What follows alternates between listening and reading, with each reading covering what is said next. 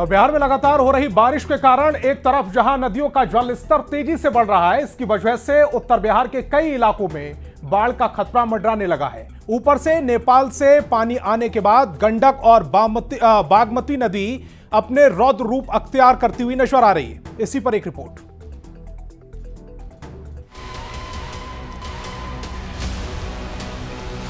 बारिश, बाढ़ और जलजमाव।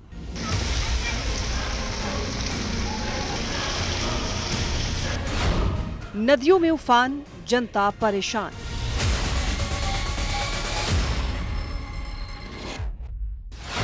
दरिया बनी सड़कों की यही कहानी।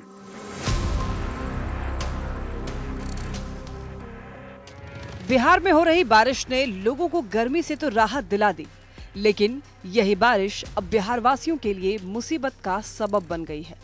बारिश के कारण नदियों का जलस्तर लगातार बढ़ रहा है। तेज बहाव के कारण कटाव से कई गांवों के अस्तित्व पर खतरा मंडरा रहा है। बाढ़ के खतरे के बीच लोग जीने के लिए मजबूर हैं।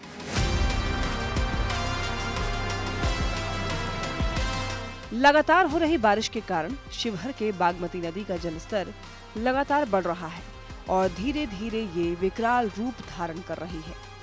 नेपाल के जलग्रहण वाले इलाके में लगातार हो रही बारिश के कारण सीतामढ़ी और शिवहर जिले के बागमती और अधवारा समूह की नदियों के जलस्तर में लगातार वृद्धि जारी है। और आप तस्वीर देख सकते हैं, यह शिवहर जिले का बेलवा घाट है जहां पर बागमती नदी गुजरती है। और आप तस्वीर देख सकते हैं, बागमती नदी कल तक प्यासी थी, लेकिन अब धीरे धीरे इसका स्वरूप बढ़ता जा रहा है और बागमती नदी विकराल रूप अख्तियार करती जा रही है और बाढ़ की संभावना लगातार प्रबल होती जा रही है। अब इस तस्वीर को भी देख लीजिए। ये है पश्चिम चंपारण में बहने वाली गंडक नदी। लगातार हो रही बारिश और नेपाल से पानी रिलीज होने के बाद गंडक नदी भी रौद्र रूप धारण करती जा रही है। पानी का जलस्तर बढ़ने से तटबंधों पर दबाव बनने लगा है, जिससे आसपास के इलाकों पर बाढ़ का खतरा मंडराने लगा है। बारिश के साथ ही गंडक नदी के जलस्तर में उतार चढ़ाव भी जारी हो रहा है। जैसे जैसे बारिश हो रही है वैसे वैसे गंडक नदी का जलस्तर बढ़ रहा है और बारिश रुकने के साथ ही गंडक नदी के जलस्तर में गिरावट भी जारी हो गई है। तो लगातार जिस तरह से नेपाल में 24 घंटे बारिश हुई थी, उसके बाद जलस्तर बढ़कर 1,26,000 क्यूसेक तक पहुंच गया था। लेकिन जैसे ही नेपाल के कई इलाकों में बारिश थमी है, उसके बाद धीरे धीरे गंडक नदी का जलस्तर गिरा है और यह नीचे 86,000 क्यूसेक तक पहुंच गया है। तो जैसे जैसे बारिश हो रही है वैसे वैसे गंडक नदी का जलस्तर जरूर बढ़ रहा है।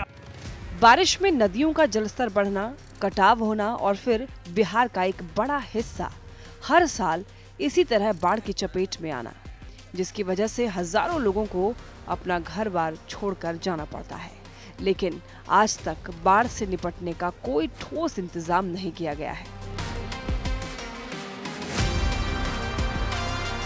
शिवहर से राकेश रंजन और पश्चिम चंपारण से मुन्ना राज के साथ ब्यूरो रिपोर्ट, न्यूज़ 18।